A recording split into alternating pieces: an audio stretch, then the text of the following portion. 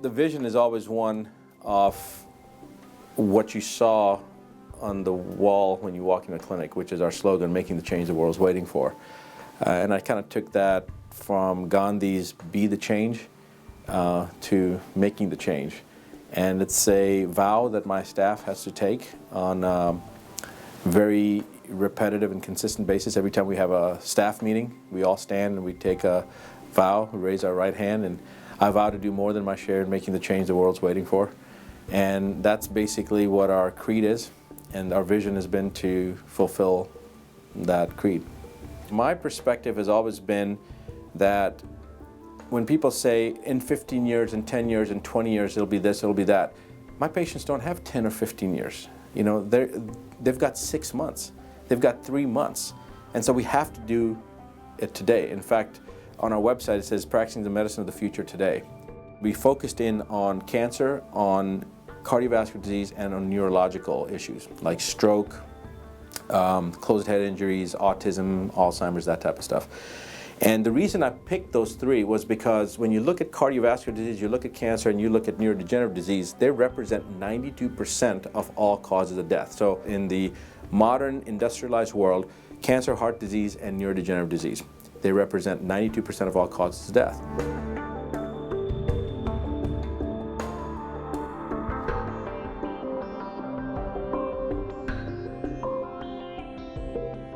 ZYTO was really, like many of the electrodermal technologies out there, I liked it because you didn't have to know acupuncture, you just have the hand cradle, used it, bought a unit, and started using it in our practice. Then I was introduced to EVOX, and that's really what was a game changer.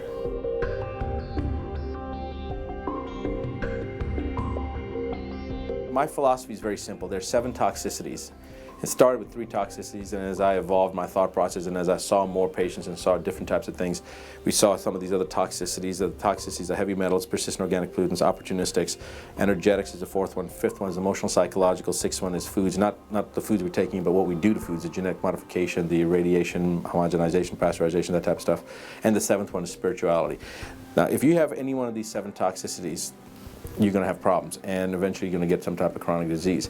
But if you can effectively detoxify yourself from these toxicities, and the key operative word here is effectively, because that's a cheap word. Detoxification is like the word love. You know, everybody uses it, but very few people even know what it means. Detoxification, if you can effectively detoxify the body, again, that's the operative word. If you can effectively detoxify the body, these chronic diseases like cancer, heart disease, diabetes, arthritis, whatever, by definition cannot exist. It's impossible for them to exist. Now, in my experience, the most significant of those 7, they're all significant in their own realm. Okay, I mean, heavy metals, for example, is endemic through our entire society.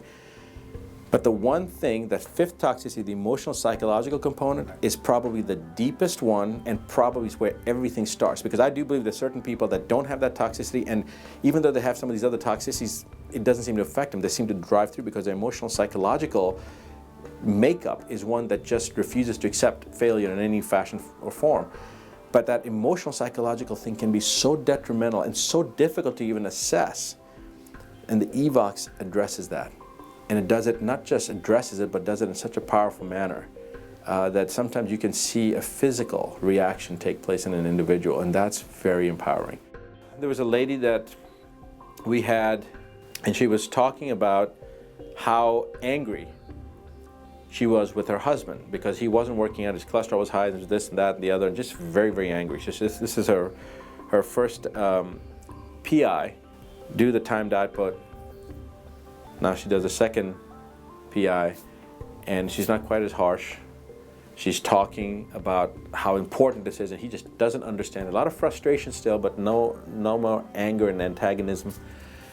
Do the second time out. Third one, very flat affect now, concern, deep concern, no anger, no frustration, timed output. 4th session, 4th PI, trying to hold back, breaking down, quivering in her voice, her own fear that if something happens to him because he's not taking care of his health, timed output, and then the 5th one, all out bawling, and no anger towards her husband, just how much she loves him and how she's so concerned about his well-being. So it went from this superficial anger because her husband wasn't doing what he was supposed to be doing, to really addressing whatever the issue was. Her sincere love and concern for her husband, and how that anger was just a surface way of protecting herself, you know. So that whole transition in 25 minutes, you know, was pretty incredible to see. People always describe a lightness, they're floating, or they feel lighter. Physically, they feel lighter after they're done, after there's an improvement. And I think that lightness, or that feeling of more buoyant, having more buoyancy, is really part and parcel of getting rid of that inhibiting factor and allowing the enhancement to continue.